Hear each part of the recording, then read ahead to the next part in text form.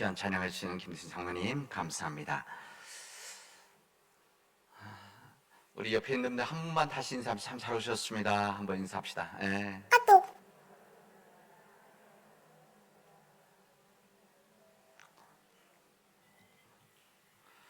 주일 예배에 오면 하나님 앞에 혼나러 오는 시간이 아닙니다. 그래서 얼굴 하나님 앞에 감사드리고 또 찬송하면서 얼굴이 좀 이렇게 펴졌으면 좋겠습니다. 이제 마스크 때문에 그러긴 한데 여러분 우리 예배 드릴 때 좀 그런 마음 갖고 하나님 앞에 정말 편안한 마음으로 하나님 말씀을 듣고 나누면 좋겠습니다. 제가 우리 한국에 오기 전에 미국에 있을 때 이제 차를 이제 손대는 일들이 고치는 일들이 종종 있습니다.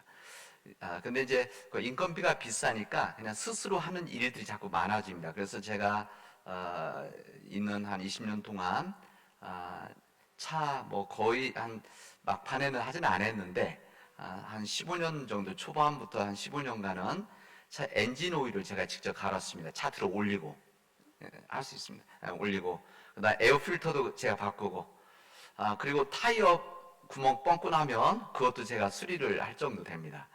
그래서 이거는 다 인건비가 너무 비싸니까 그래서 그런 일이 있는데 그래서 차에 관심도 있고 또 차 수리하는 것도 사실 좋아하기도 합니다. 여러분 차 수리하는 여기 가면 뭐 휠 밸런스 이렇게 써 있기도 하고 휠 얼라이먼트 이렇게 되어 있는 부분도 있습니다. 휠 밸런스 이게 대체로 우리가 다른 데는 안 보더라도 타이어 교체를 하러 가면 보지 않습니까? 그러면 이 휠 밸런스가 뭐 하는 건가? 또 휠 얼라이먼트가 뭐 하는 건가? 아마 그렇게 질문을 하게 되어질 겁니다.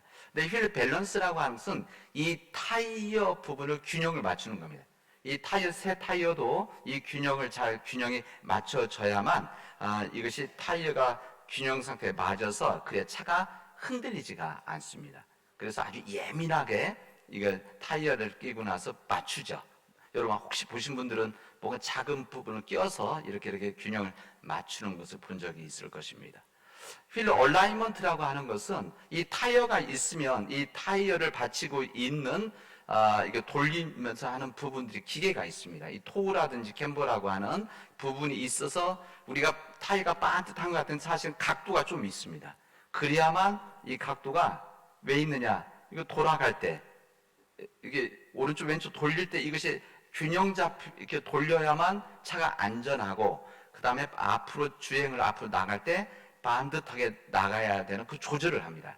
그래야만 타이어 부분이 잘 균형 있게 닳고 그 다음에 타이어 면을 적게 함으로 인해서 차 속도를 높이고 안전하게 가도록 하는 거죠. 이것을 자주 하면 좋은데 자주 못하니까 그래서 이제 타이어를 교체할 때 정도 이것을 합니다. 오늘은 사슬째 주일입니다. 다음 주는 종료 주일입니다. 저희 차들 이 타이어를 잘 조정을 해서 타이어 균형도 맞추고 차 밸런스를 맞추는 이 일을 함으로 인해서 조정하는 거죠. 오랫동안 타다가 그래서 이것을 차가 안전하게 또 효율적으로 갈 수 있도록 그렇게 하듯이 이 사순절 기간은 우리 영적인 휠 밸런스를 잡는 시간들이고 휠 얼라이먼트를 잡는 시간들입니다.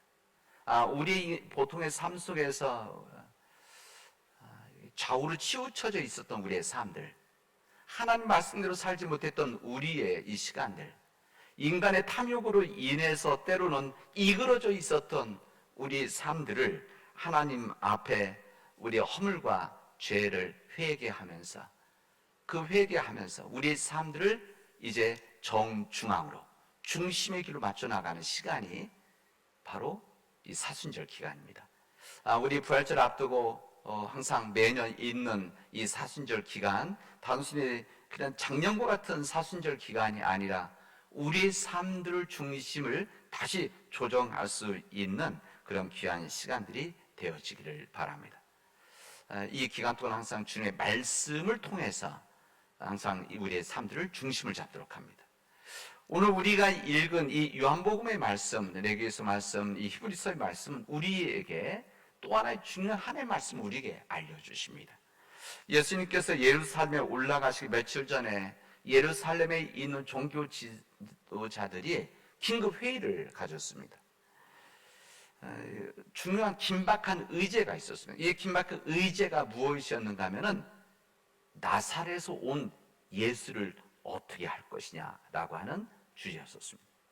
이들의 공동의 이 큰 문제가 그들에게 있었기 때문에 그렇습니다. 얼마 전 예루살렘에서 얼마 떨어지지 않은 베단이라는 동네가 있는데, 이 베단이 동네에서 죽었던 한 사람을 이 나사렛 예수가 살리셨다는 겁니다.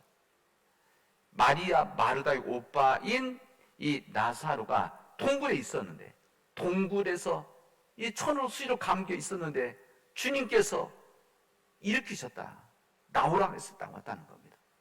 이 소문이 그 동네, 베단 동네뿐만이 아니라 이 예루살렘 멀지 않기 때문에 예루살렘까지 이 소문이 퍼지게 되어진 겁니다. 그래서 사람들은 여기에 대해서 굉장한, 한쪽에서 환호를 했고, 한쪽에서는 놀라워했고, 한쪽에서는 염려, 우려를 했습니다. 근데 오늘 여기 나오는 우려한 사람들의 이야기입니다. 이 사람들이 우려사항을 예상이 되어졌기 때문에 그렇습니다. 이 똑똑한 사람들은, 이 지도자들, 똑똑한 사람들은 자꾸 안 좋은 쪽 생각을 많이 하죠. 한 가지는 뭔가 하면 이 기적을 일으키고 죽은 자를 살려셨던 그 예수님 그대로 두면 모든 사람들이 예수님을 믿고 따라갈까봐 염려를 했습니다. 그게 무슨 말일까요? 그럼 자기들을 믿고 따라왔던 이 사람들이 잃어버리게 될까봐 이런 우려를 하게 되어진 겁니다. 이 다른 한 가지는 무엇을 우려를 했냐면 결과적인 부분인데, 일종의 민족적인 메시아 운동으로 연결되어질까봐 그들이 걱정을 했습니다. 나사렛에서 온 이 예수가 모든 사람들부터 존경을 받고 모든 사람부터 이 놀라운 일들이 일으키는 이것을 보고 혹시 로마에 대항해서 이스라엘 민족의 독립을 위해서 혹시 싸우면 어떻게 되나, 이 염려를 한 겁니다. 근데 그 이유가 뭔가 하면, 만약에 그렇게 되면 이제 많은 사람이 따르게 되어지고 독립운동처럼 비추어지면 로마의 군인들이 강력하게 더 들어오게 되어질 것이고, 그들이 와서 그들이 가지고 있는 이 주권을 빼앗을 것이다 라고 하는 이 이야기를 한 것입니다.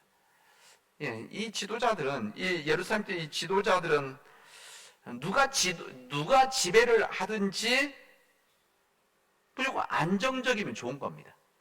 자신들이 뭐 로마가 지배를 하든지 뭐 애굽이 지배를 하든지 관계없이 그냥 안정적이고, 그 안정적인 상태에서 제사장은 제사장대로, 또 의회는 의원들은 의원들대로, 서기관은 서기관대로 이렇게 그 자리를 지키고 싶은 마음들이 그들에게 있었기 때문이었습니다. 이런 상황 속에서 그 해 대제사장에 돌아가면서 하니까 이 대제사장 가야바라고 하는 사람이 사람들 앞에서 이야기를 했어요. 오늘 본문의 말씀입니다. 너희가 아무것도 알지 못한도다. 한 사람이 백성을 위하여 죽어서 온 민족이 망하지 않게 되는 것이 너희에게 유익한 줄을 생각하지 아니하는도다. 이렇게 이야기를 합니다. 이게 이제 문어체고 옛날 말이기 때문에 여러분 이게 무슨 말인가 그러실 겁니다. 이 가야바가 한 말은 무슨 말인가 하면, 나사렛에서 올라온 그 예수만 죽이면 우리들 염려할 필요가 없다. 우리들 위치 흔들 것도 없다. 그리고 외세의 계보로 인해서 로마가 군인들 들어와서 혹시 나라를 우리가 더 빼앗기고, 이미 뺏겼지만 더 빼앗기고 가지고 있는 이 주권마저 더 빼앗기면 안 되는데 이것을 해결해 줄 수 있을 것이다 라고 이 가야바라고 한 대제사장이 이야기를 했습니다. 그들은 거기에 있던 모든 지도자들 이 가야바의 이야기를 듣고 나서 뜻을 동조를 했습니다.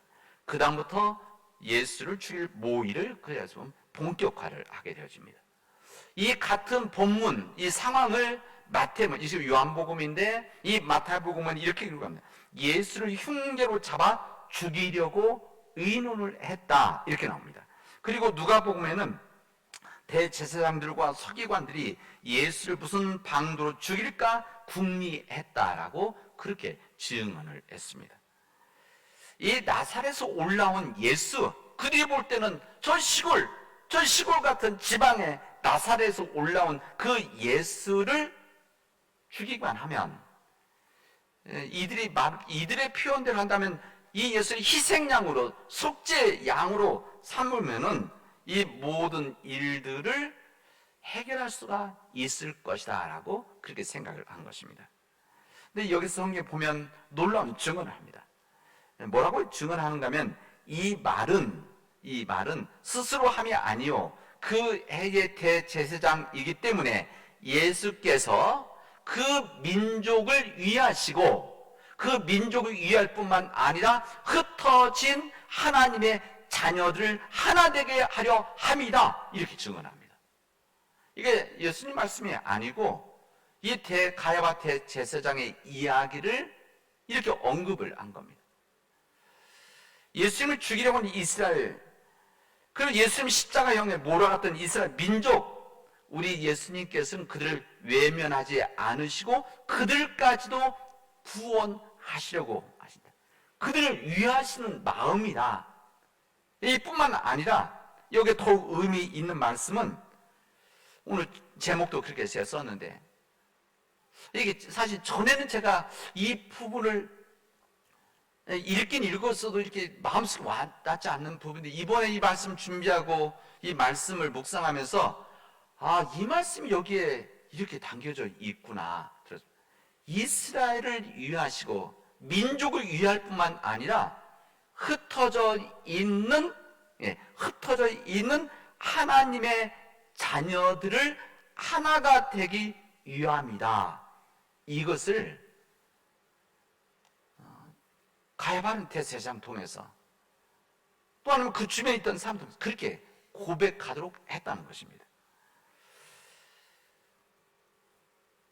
그러나 우리 하나님께서는 이 고백 속에서 악한 이들의 이 계획을 통해서 하나님의 선하신 목적을 이루신다는 것을 우리 역설적으로 우리에게 말씀하시고 있습니다.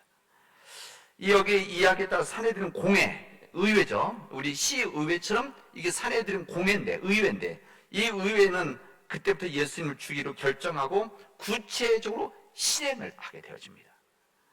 결국 예수님께서는 예루살렘으로 오셨고 그들에게 붙잡히셔서 조롱을 받으시고 또 고문을 당하시고 가시면류관 쓰시고 끝내는 십자가에서 그들의 계획대로 주님은 죽으십니다. 희생당합니다. 그러나 이 희생, 예수님의 십자가 이 죽음이라고 하는 것은 인류를 구원해서 하면 놀라운 구원의 역사가 되어졌다는 것을 오늘 증언하고 있습니다. 이 부분을 이렇게 이야기하죠. 이 민족을, 이스라엘 민족뿐만이 아니라 온 세계에 흩어져 있는 하나님 자녀들이 하나 되게 하기 위함이다. 이 뜻을 이루었다는 것을 우리에게 말씀해 주십니다. 이것을 우리가 오늘 읽은, 우리에게 주어진 오늘 본문인, 여기까지 다시 지났지만 레위기서에 있는 이 말씀은 이 부분에 왜 이런 이야기를 하게 되어졌을까라고 하는 근본적인 문제, 상황을 이야기를 하게 되어집니다. 여기 레위기서에 보면 이것을 아사셀 염소라 이렇게 되어져 있습니다. 여러분, 우리 인간에게 있어서 이 죄라고 하는 것은 이 시대를 불문하고 모든 인간의 문제들입니다. 이 인간이 가지고 있는 죄라고 하는 시대를 불문하고 우리 인간들을 불행하게 하고 우리들을 붙잡고 있고 뿐만 아니라 인간의 자유를 짓누르고 있는 이 죄의 문제는 모든 인간에게 주어진 정말 큰 문제들입니다. 옛날에는 없었고 지금에만 있는 게 아닙니다. 옛날에도 있었고 지금도 있는 겁니다. 부자들에게는 있고 가난한 자들에게 없느냐? 여러분, 그렇지 않습니다. 가난한 자들에게도 죄 문제가 있는 것이고 부자들에게도 문제는 있는 것입니다. 우리 기독교인들에게는 신앙이 있으니까 죄 문제가 보이고 믿지 않는 사람들은, 타종교에 있는 사람들은 신앙을 갖고 있지 않은 문제가 없느냐? 여러분, 그들 또한 인간의 가진 이 죄 문제는 그대로 가지고 있는 겁니다.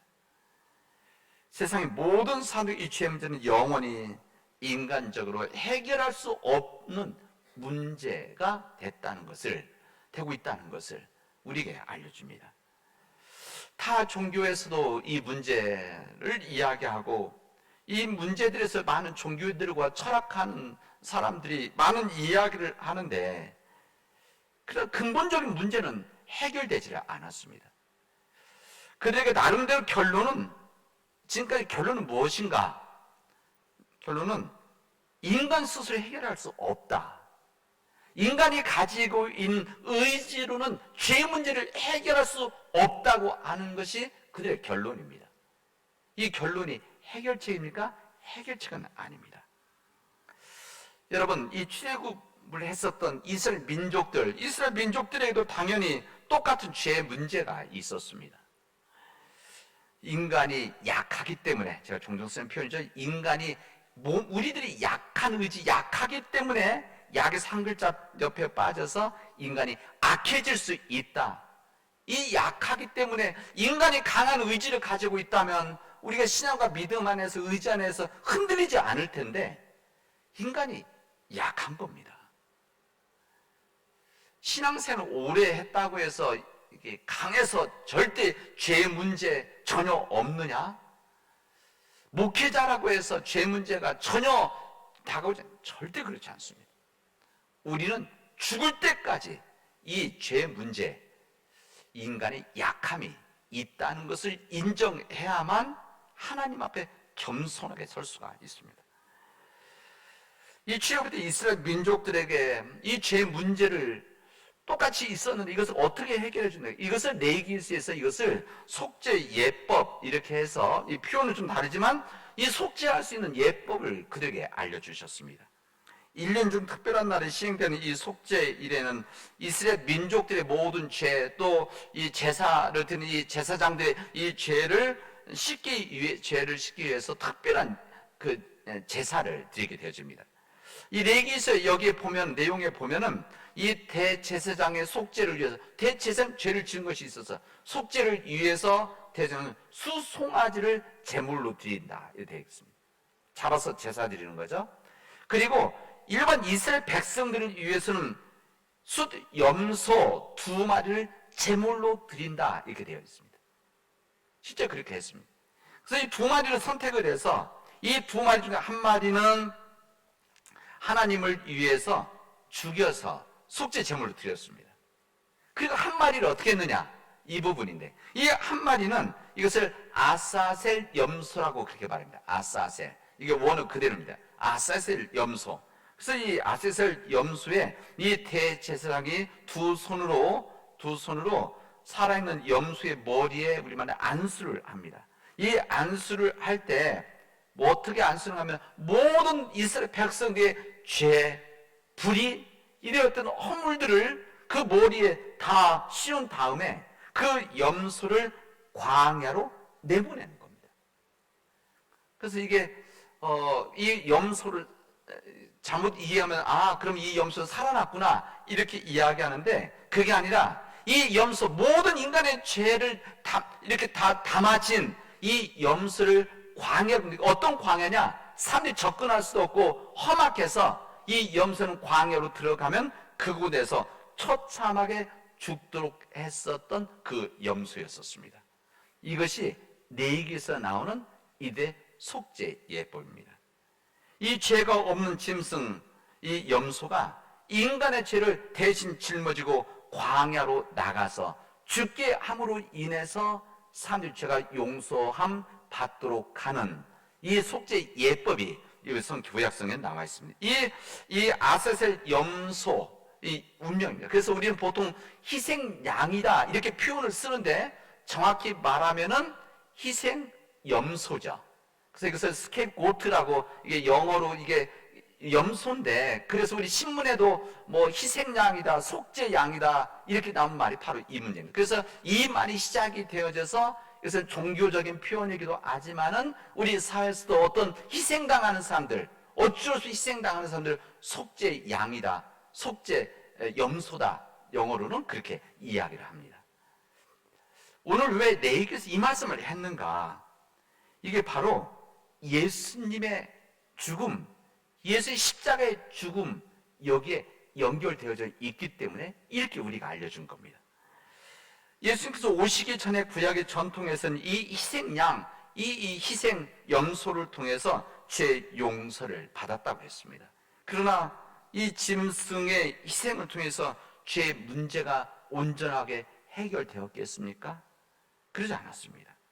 이 희생양, 이 희생 염소를 통해서 인간의 근본적인 변화, 세상 거듭날 수 있는 일들이 이루어졌겠습니까? 이 우리 인간의 가지고 있는 이 죄의 습성과 죄의 반복을 막을 능력이 이 짐승 염소의 이 죽음으로 인해서 이루어질 수가 있었겠습니까? 그러지를 못했던 겁니다. 여러분, 우리나라 역사에도 이런 제도가 있었습니다. 죄지은 사람을 대신해서 곤장을 맞는 일입니다.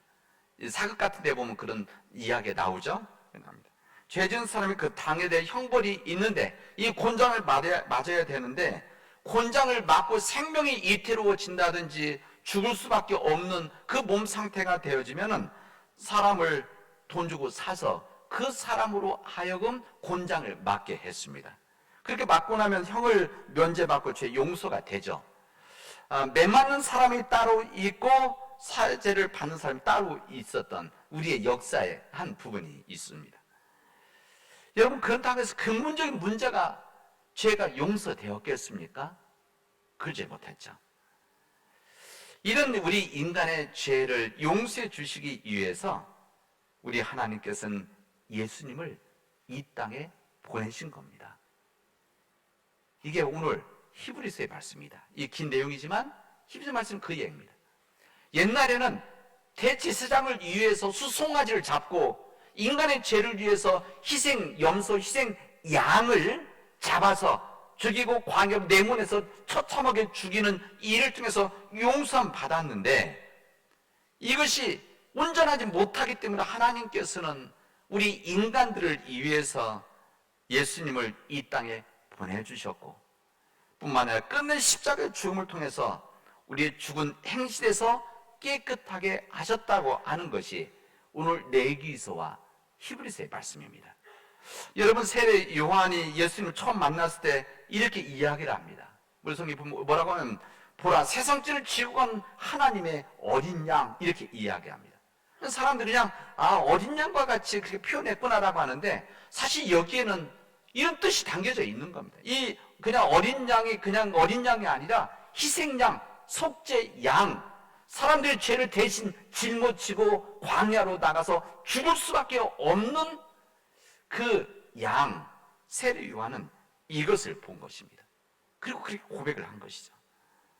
사실 우리 예수님은 이 세례 요한의 증언처럼 그의 예수님의 생애와 이 고난을 통해서 우리의 죄와 허물을 대신할 영원한 제물이 되어주셨고, 그 예수님으로 인해서 우리는 용서함 받고 구원받은 삶을 살게 되어졌다는 것을 오늘 사순절 다섯째 주일에 우리에게 말씀하십니다.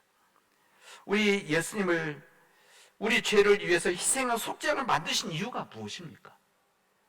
왜 예수님을 이 땅에 보내시고 예수님을 이 광야를 내보내는 희생 양, 속죄, 염소 같이 왜 예수님이 이 땅에 오셔서 십자가에 죽으셨습니까? 이것은 오늘 본문의 말씀대로라면 하나님께서 우리를 사랑하시기 때문이다. 그 부분입니다. 하나님께서 우리를 사랑하시기 때문이다. 어제 새벽 기도에서 말씀했던 것처럼 우리 예수님 자신을 향기로운 제물, 희생 제물로 자신을 드리셨다. 이게 바로 하나님의 사랑이었다는 것을 말씀합니다. 그런 사랑을 받은 우리이기 때문에 어제 본문의 새벽기도 말씀에서 우리 강 목사님 말씀하실 때 그렇게 이야기하신 거 아닙니까? 우리를 본문 그대로 예수 그리스도 우리를 사랑하신 것 같이 우리도 서로 사랑합시다, 이 말씀입니다. 우리 주님의 십자가의 죽음이라고 하는 것은 오늘 요한복음의 말씀에 이렇게 고백합니다. 흩어져 있는 하나님의 자녀를 하나로 모아서 하나로 되기 위한 일이 우리 예수님의 죽음이라는 겁니다. 세상에 흩어져 있는 하나님의 자녀들, 그들의 신앙이 다르다고 하여도, 그들의 민족이 다르다고 하여도, 사상이 다르고 빈부귀천이 있고 능력이 다르다고 하여도 그들 모두는 하나님이 사랑하시는 하나님의 자녀들이다. 근데 그 자녀들이 세상에 흩어져 있다는 겁니다. 각기 다르게. 그리고 우리 예수님의 죽음이랑 흩어져 있는 이 모든 사람들을 위해서 하나가 되게 위함이다 말씀하십니다. 사랑하는 우리 믿음의 가족 여러분, 우리 남은 지역에 있는 흩어진 하나님의 자녀들이 많이 있습니다. 우리 남은 지역에 흩어진 하나님의 자녀들이 하나가 되어질 수 있도록 우리 주님께서는 십자가를 감당하신 겁니다. 흩어진 하나님의 자녀들이 하나가 되도록 우리가 섬기고 우리 교회가 빛이 되어주고 섬겨서 하나님의 뜻을 이루어가도록 합시다. 기도합시다. 하나님, 이 은혜가 우리 모든 믿음의 교우들에게 임하게 하여 주시옵시고 흩어진 하나님의 자녀들이 하나가 되어질 수 있도록 주님께서 십자가에서 죽으셨는데, 그래서 우리에게 생명을 주셨는데, 주님 몸된 우리 교회가 흩어진 하나님의 자녀들, 특히 우리 남원 지역에 있는 흩어진 하나님의 자녀들을 구원해서 하나가 되어질 수 있도록 인도하여 주시옵소서. 이 모든 말씀을 예수님의 이름으로 기도합니다.